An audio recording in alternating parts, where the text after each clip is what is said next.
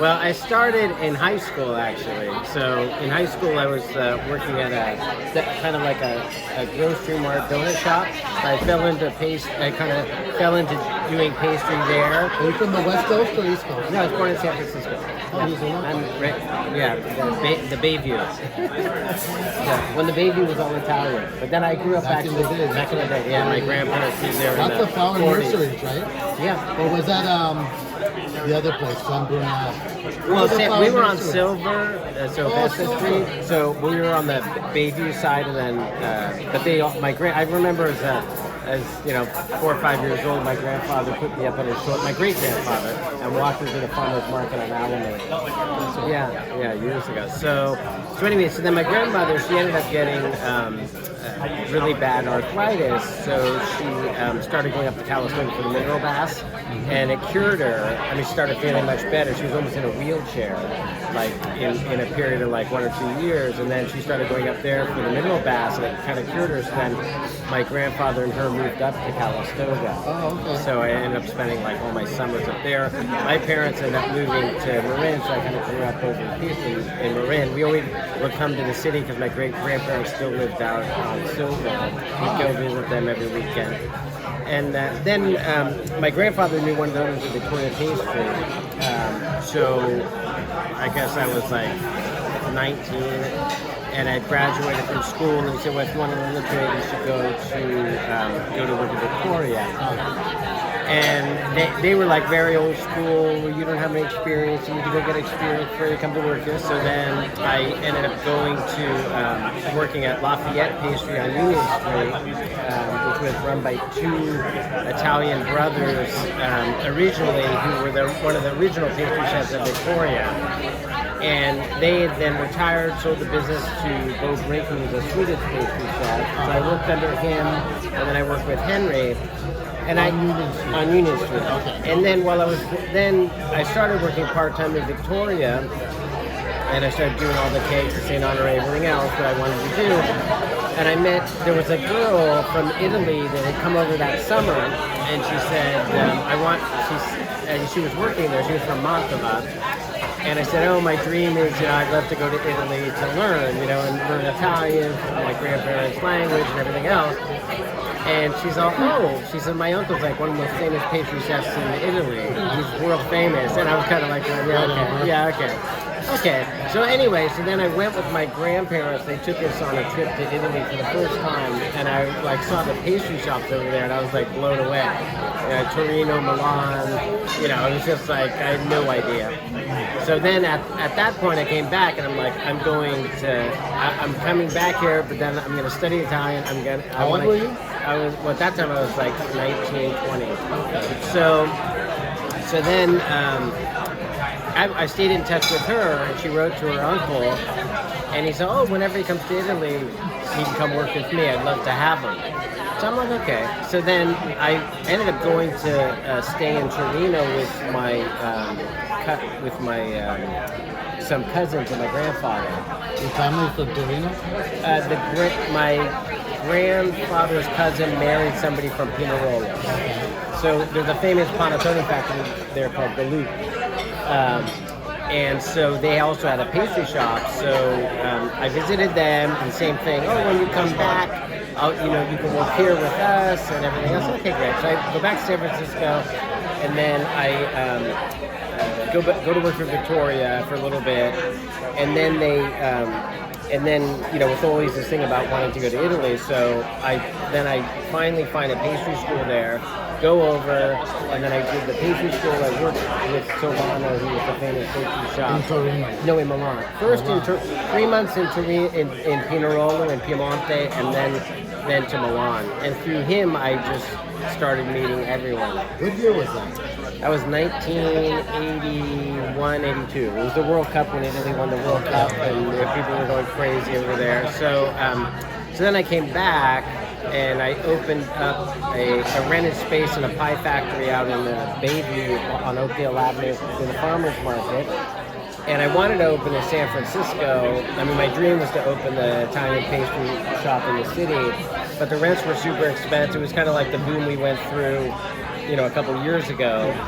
And so finally, I wanted to get married, and I had met my wife, Jeannie, before I went to Italy, kind of a fluke thing. We were dancing. I mean, went to Barnaby's. It doesn't exist. It was at Embarcadero 4.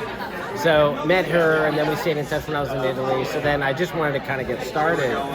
So we found this old restaurant that it was called 464 Magnolia, and the chef, Michael Goldstein, was kind of like the Alice Waters of his day in the North Bay, and his pastry chef was actually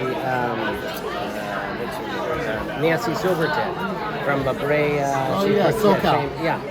So she actually was the pastry chef there, and then the place was empty for a couple of years. So finally, I leased it. We started there, and then opened that, and very So small. that was on the Embarcadero? That was in Emporio where he met his wife there. That's where I met my wife, dancing Okay, in the Embarcadero. And then I followed her to Zach's the next night in Sausalito. Where you gonna be tomorrow night? Oh, Zach's in Sausalito.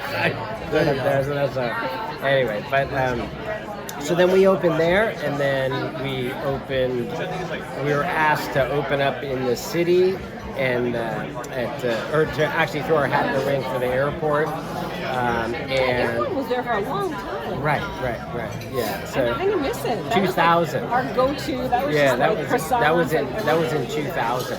So so anyway, Willie Brown had done this reach out to. I had done this reach out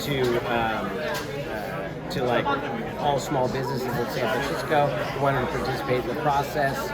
And so we said, okay, I'd always kind of been, it's funny, I used to walk through the airport and go, oh my God, if you could open an SFO, that would be like a dream. And years later, I kind of figured out what I was doing when I started studying later, motivational speakers and everything else. I was visualizing, and it was coming through. But I didn't know I was doing it at the time. I was just like, I'd love to, and it's the same thing happened here. I walked past this place. I always wanted to open in the marina, and I saw this building, and on the building it said, for lease, but no bakery, no restaurant, or no restaurant, no food, and then anyway, so when I contacted the landlord, 9 years ago. no, this was 20. No, we've been here like 20 years. Yeah, Okay. yeah. It all kind of happened at the same time. Union Square, same thing. We kind of threw our hat. What was your place in Union Square? We had the two cafes on top of the square. So popular. Okay, that's right. Which ones? It was right Il in Cafe Union and Square. Bancarella. Yeah, it was on top of the square. Yeah. And that was another thing. It was kind of, that was another thing I'd always, when in Italy, the piazzas are like the places where all the famous pastry shops are. And so I was like, oh my God, that would be the ideal place to do a beautiful pastry shop. But I mean, the rents, Union Square, forget it. Imagine, yeah. And then the city, what happened was, the story behind it was that the city had remodeled the square. They were supposed to put out an RFP for the cafe. And it was funny, I was up in Lake Tahoe and I had read about it, and I was busy with the airport. I had this thing going on under construction, and it said, and so, I said, wow, there's no way, I couldn't take on something else anyway. So then I'm reading John King had done an article on the Union Square, the grand reopening of the square. And in the article he says, can you believe they never put out the RFP for a coffee operator? And so there's no coffee on Union Square. And I'm like, oh my God. So this was like Sunday. So Monday morning, I'm coming back anyway to San Francisco. I call my friend who kind of had worked in politics in the city. I said, I want to get a gift basket and send it to Willie Brown. And so, he goes, oh, he loves Merlot. And I said, okay. So I grab a bottle of Bornolaya, which is like, it was Massetto. It was like the top Merlot in Italy. And I put I think I put like a baguette, cheeses, panettone, and I put picnic on Union Square. I go, dear Mr. Mayor, I saw that you still haven't finalized the competition. I just want to let you know we're interested. That was it. Wow.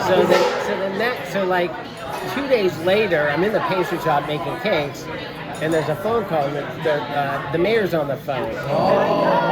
No, but I didn't even put two and two together. I'm just like, okay. Just making pastries. I'm making cakes, you know? So pick up the phone. Hello, Mr. Rulli. This is Rulli Brown.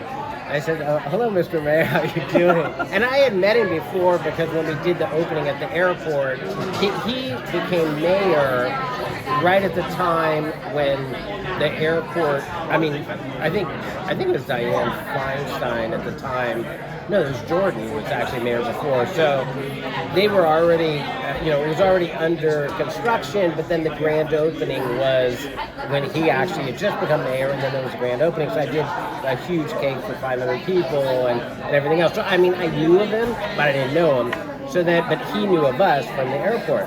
So he's all, how fast can you get coffee up on Union Square? He goes, I'm not, just because you have it, you still have to go through the RFP, blah, blah, blah, blah, blah, you know?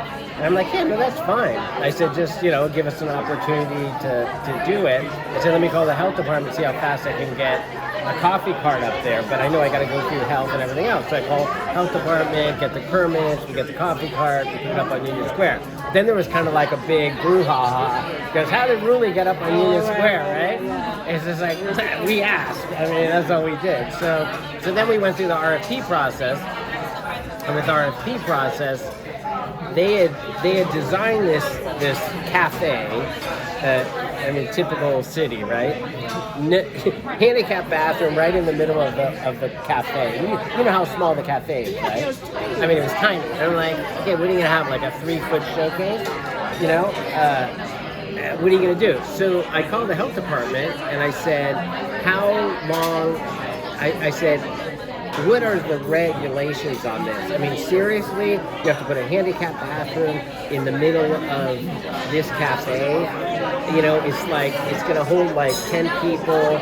Besides the fact, to be honest, I was worried about homeless coming in and just like, it's going to be a disaster. So, because there already was those problems previous to them remodeling. So they said, well, as long as there's a public restroom within 250 feet, I think at the time, I can't remember exactly, of the location, you don't have to put one in. As long as there's public access to a bathroom. Measure it, it was like 244 feet. So I designed it with no bathroom. Everybody else designed it with the handicap bathroom. So basically, they had like a hot dog cart. So I built, designed this big, long, beautiful showcase Italian coffee bar, and we ended up winning the competition. Which I couldn't believe, because it was like Il Fornaio, it was like all the big players, and I really didn't think we honestly had a shot, but this was really Brown City back in the day. Yeah, and he wanted, the dude, he had style. Whatever he wanted, he got. Yeah, he wanted style, and he wanted something beautiful, so that's, that's kind of how, yeah. Always on I had all the, same thing, I had craftsmen come from Italy, from Siena, and they built the bar there, and then they ship it over, and then they put it all together, so it's like totally like unique. Every store I've done the same. I just did the one at the airport we just opened, and that one, the same thing. I had the guys fly over from Italy. It was problematic because we were opening it right in the middle of, stuck right in the middle of COVID, so I couldn't get the workers to fly over. Yeah, but then finally we got them in and they got them installed, and we just opened like 3 weeks ago. So. Oh, really? Yeah, no, we just opened it, the Harvey Milk Terminal, the Terminal 1. Oh, okay. Yeah. No, it's gorgeous terminal. And so, anyway, they were allowing us to do coffee too, because everybody at the airport knew us for our coffee. And I'm like, I want to do a chocolate boutique, but I think you're missing the boat not having coffee because it creates energy and it's working out great. So, yeah. So how long has this place been here? All right, we opened this probably 20 years ago, and it was Grand Cafe when we opened it. So we had the pastry shop and the restaurant together. It never really kind of worked because the pastry shop actually did pretty good, but the restaurant never kind of took off. And then a good friend of mine, he was Angelo Oriano, he was the chef at Valentino's for 20 years, which about 15 years ago was the top Italian restaurant in the United States. He was actually kind of available because he had left there, moved up north, and so he was doing like a pop-up here like once a week, and he's just like, Gary, either we do the restaurant or we got to decide. You want to do the pastry or you do the restaurant or something. So anyway, from then we ended up doing the restaurant and then that was it. Yeah. Jen, can you take a picture? Yes.